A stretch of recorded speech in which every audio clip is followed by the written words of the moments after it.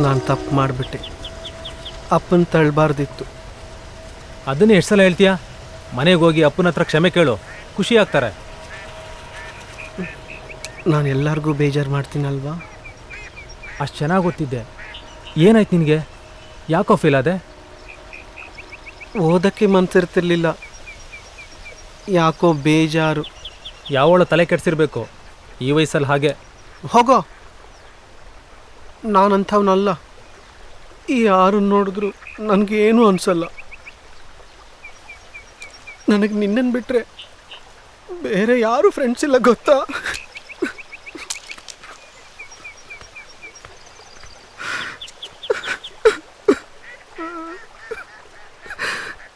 ಹೋಗ್ಲಿ ಬಿಡು, ಅದಕ್ಕೆ ಯಾಕೆ ಕಳ್ತೀಯಾ?